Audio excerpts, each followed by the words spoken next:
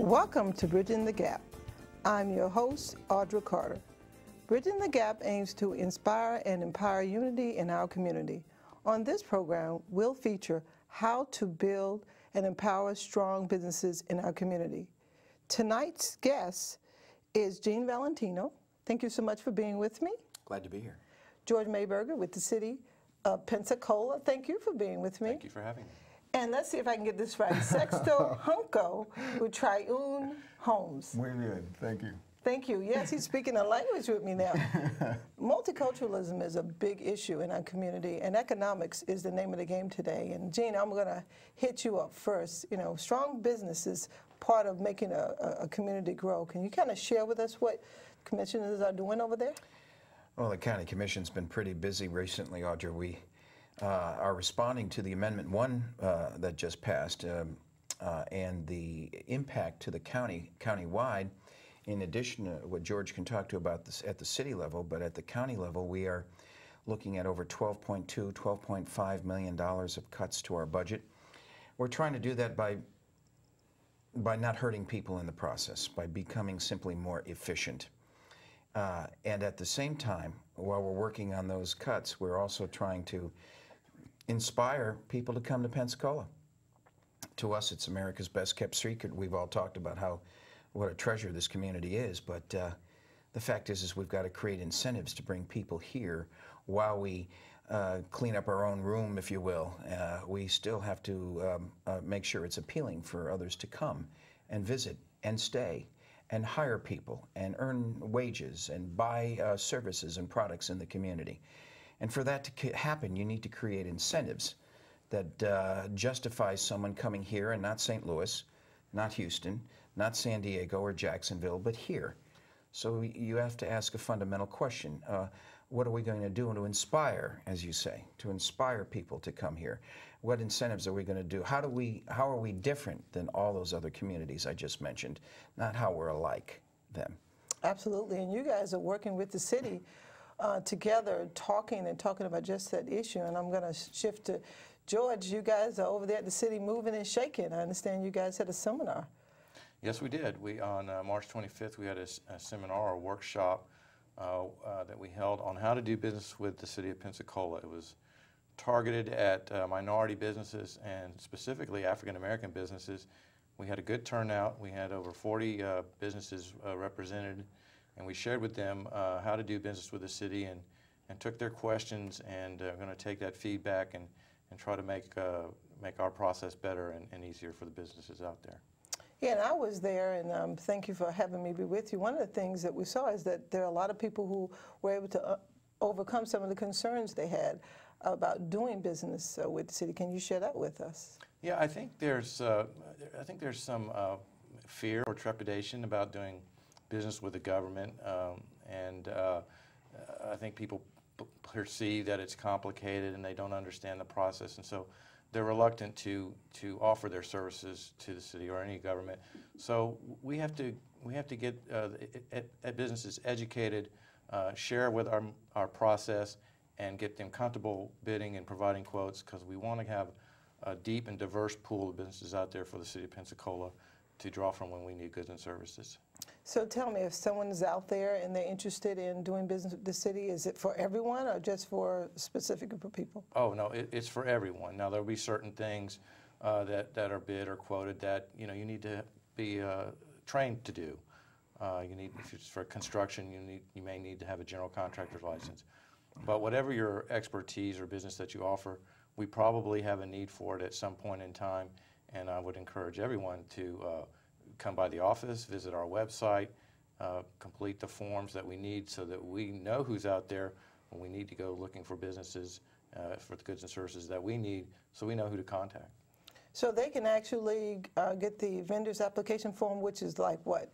It takes 5 minutes to complete it either online and fax it to your office? Absolutely, absolutely. And so you guys are really making it simple to get in on a list that would help purchasing be able to find out who is out there who would like to do business with the city. That's right. Well, our first hurdle is that we need to know who's out there, so we know who to contact, and so it's very important to complete the vendor application and get on the list so that when we go out and try to find businesses to help us, then we know who to contact. You know, I think about the people who were at that seminar, and I was very happy to meet Sexto at that seminar. How did you find out about the seminar, and what did you think about it? Well, I read about it in the paper, and the seminar was great.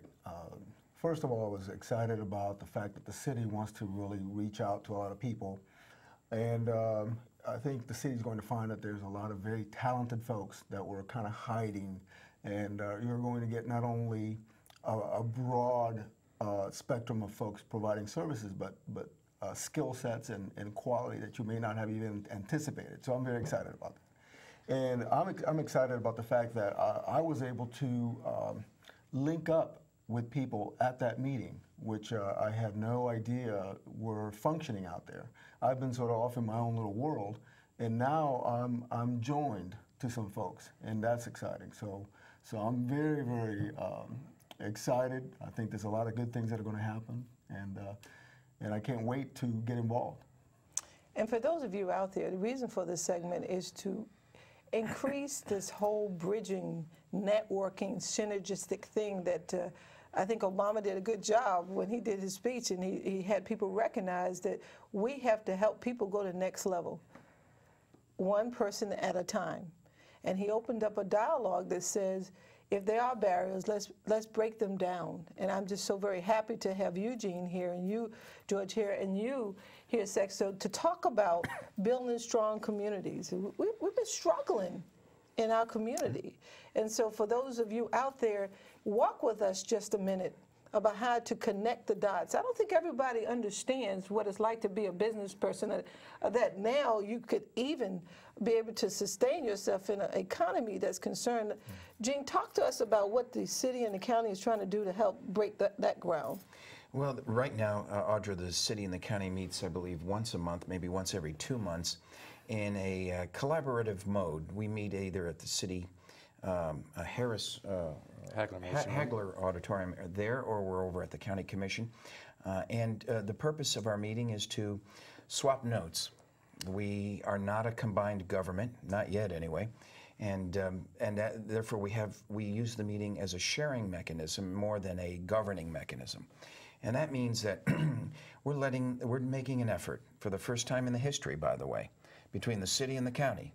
You see the city and the county sitting together in the same room talking about issues. You know, it's funny. My district is District 2. Population 55,000 people, 1 commissioner.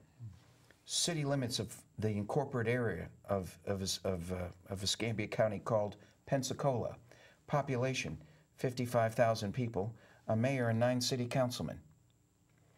Instead of bridging a gap, we're talking more about linking bridges and bringing together that which we have in common, which we are desperately needing to do to cut the costs you expect us to cut if you want to see your taxes at the same level or presumably lower. And if you want us to get those taxes lower, we've got to get out of the box. We got to think out of the box and get out of the box to merge these different things we do in this county together that could be or would be more cost effective. It's not a matter of a city person stepping on the county commissioner's toes or the county commissioner stepping on a city person's toes. I work for you.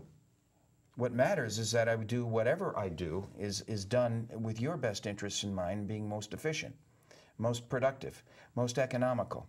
The state imposed it on us initially through a mandate to bring the budget down. They didn't tell us how to do it. They just said cut it, and we have to. And I'm trying to do that at the county level. I know George is part of a process at the city level to ensure that honorable, decent human beings who've put their lives into this city and in this county are not bloodied in the process. And the way we're doing that is to try to think out of the box, to be more efficient, to create opportunities, and give incentives for them to think of things that we're not thinking about too. To not only bridge a gap, but to bring in different elements of government operation and to start talking to each other in a way they never did before. Well, speaking of that, one of the challenges is being a businessman, is being a successful businessman. And what are some of the concerns, George, that you see that you could impart to this particular demographic about how to be stronger or be more equipped to be competitive in the market as they're looking for doing either joint ventures or working with the city, county, or whomever? Well, I guess I would always encourage innovation where possible and thinking outside the box, as Mr. Valentino said before. In terms, if you're a small business and let's just say you're just starting out, there's several agencies out there, Small Business Development Center, that are resources that you can take advantage of. And if I were in business, I would use them all, and I would exhaust them, and just have to be persistent. And then, of course, if you're interested in doing business with the city or the county, then learn about their processes, the products that they need, and just stay after it and reply to any bids or solicitations that you get. If someone was out there and said, man, I really like to do business with the City of Pensacola and the county, where would they find information at? Well, of course, both of us have a website, and you can go there, and that's a real fine place to start. You can certainly come up to our offices. I'm at City Hall on the 6th floor, and I know purchasing is over at the new county complex. And I would encourage any person or business to just come up and introduce themselves and talk to us, and we'll be glad to share the benefit of our experience and help you help any business have the best chance they can at providing services to the government. So you mean you don't bite? We don't bite. You really do? I think Sharon doesn't bite, neither does Rebecca, huh? And those two folks on my staff are excellent with talking to the public, and we will help any way we can. You want to give them your phone number? Sure, 850-435-1835. Now, you're general contractors, and boy, we have been looking for them. You're you're the well-kept species. This whole building, being a boss, is it really a struggle, or what would you give some words of wisdom to those individuals out there? It really is a struggle. I mean, there's a lot to it, because just making that decision really separates you from a lot of people. It doesn't make you any better or anything like that, but you have to really make a commitment that not a lot of people are willing to make. And when you decide to do that, you really have to have your family on your side. You have to really understand what your unique selling proposition is going to be.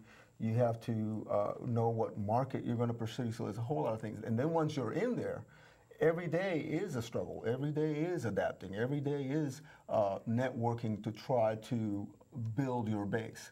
So what I would recommend it to anyone that's even considered it, because there's nothing like it. I really believe that small business is the lifeblood of this country. Bill Gates was a small businessman. So was Sam Walton.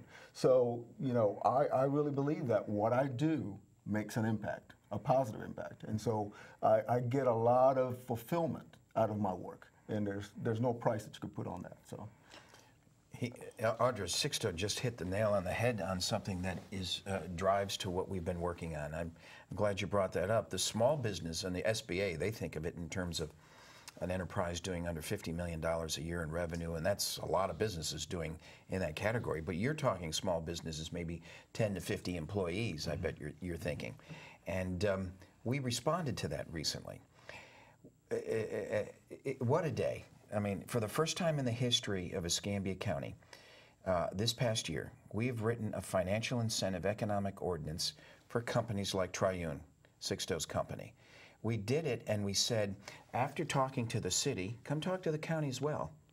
What you need to do is grab every financial incentive you can from the city and then come talk to us, because this last October 4th, we adopted an ordinance of law at the county commission level. It's the first time in the history of Escambia County. We will pay Sixto up to $5,000 per employee that he brings to Escambia County, in addition to whatever he was able to enjoy earning or qualifying for from the city. $5,000 an employee. So theoretically, if he's coming to town with 300 employees, that's $1.5 million. Wow. I don't want to hear any more about people going to Alabama. That's ancient history to me. The fact is, we'll pay you that $1.5 million in cash, real money, over 5 years. We'll pay it against your property taxes, your ad valorem taxes, your fuel taxes, your telecommunication taxes, permitting fees, and I might be missing some impact fees too. But bottom line is we're going to pay you that over the 5 years. We're not going to hand it to you up front like Alabama does and then have you disappear on us. It's a partnership. In the true spirit of bridging a gap, we're going to have a partnership between city, county, and you, Mr. Employer. And when you bring those jobs to town, we're going to incentivize you to bring more to town. So it's not just you, Mr. New Businessman, coming to town with your employees. What about a company that's been in town generations before you and I got here? What about those guys? They've got 150 employees now. Now what happens to them when they bring on 50 more employees? They're now up to 200 employees. Well, those additional 50 employees will also enjoy the benefits of this new financial incentive ordinance. So spread the word for me, because it's there for the taking. Tell your CPA when he's doing his taxes this year to call the county and to get the forms necessary to make sure you enjoy the credits you deserve this tax year on your taxes. And it's there for the taking. That's how we create the incentives you're talking about. I think George and I have less control over how the Florida legislature imposes the formula for valuing property and how they put these mandates on us coming down from the state. But what we can focus on is giving you a credit back through a tax credit or tax abatement or through an incentive plan, which we've written. Oh, by the way, we copied Flagler County on the east coast of Florida. Flagler County, the nation's fastest growing county. Not the state, the nation's fastest growing county. And we copied about half the ordinance. The other half we customized to reflect what makes Pensacola so rich and valuable, the destination resort theme, the fact that our white beaches we're so proud of. We treat our beaches differently than they do on the East Coast. And the history, the nation's oldest settlement. Has all those factors built into the ordinance. It addresses the minority representation and says we'll pay you based on the amount of women and minorities you bring to this community as well. It gives you an incentive if you're hiring local people versus out-of-towners. So it puts the accent on the right syllable to make sure we take care of those who've preceded you and me. So for those of you out there, how you can help us bridge the gap is to recognize that it's going to take each of us. It's going to take the city, the county, and a small and large business people, and recognize too that the opportunities are there. But we have to hold on to the vision that you can do it if you try. I think that what the city is doing with the Small Business Outreach Seminar connects people in that process. I know that in the next seminar, George and I have talked about all those questions that individuals have given us. We're going to go do the research. And then we're going to kind of hone and bring in experts to kind of address those for those who are ready to go, like Sixto and others, but also for those individuals who are not ready to go or unclear on how to do business with the city. George can go over it with them or help them not only learn how to do business with the city, but next maybe move to the county. And George puts it very well. He says, well, they may not be able to eat on the city, but if they got the knowledge they needed to get from the city and then use that knowledge when they went to do county bids, and then the county helps them get the knowledge they need for the county, then they could go on to ECUA, they could go on to any number of the large conglomerates. And I would guarantee, and unless you guys can tell me that I'm wrong, that by the time they get to that last organization who can give them possibility of economic impact or bidding, then they have learned what they need to do with all of those entities. I think from the small business person to the large business persons who've been doing business in the city since forever, your economic impact of giving them something in return kind of makes the playing ground more equal for them to help small businesses. Because there's a lot of fear out there in the community that there's only 6 big conglomerates getting all the bids in the city and the county because they know how to do business so well. How do we address that quickly to let people know that the playground can be more equalized if we start helping people come into it voluntarily? Anybody want to respond to that? Well, I've always believed that, of course, I'm a very small business, but I don't believe that my work takes a back seat to any large organization, even though they might have the size and financial backing and that sort of thing. And so you really have to recognize the areas where you can take advantage of your size. So I'm a little more nimble, or I provide a service that they may not be interested in providing. And so a lot of it has to do with really understanding who's out there, what they're doing, and you do something a little different. You do something a little better. Even as a small person, you can do it. And that will be your niche. That will be your market. And then you just simply exploit that hole. You make it bigger, and you create a presence for yourself. That's what I'm going to do. That was a good idea.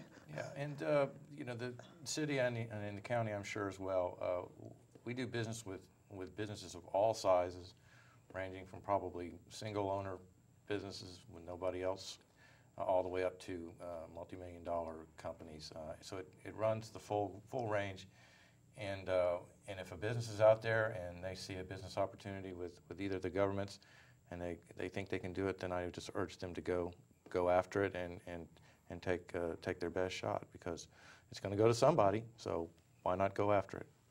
How about you, Gene? Well, the purpose of our economic development financial incentive ordinance was to address just what Sixto had said and what George had said, and that is to embrace diversity.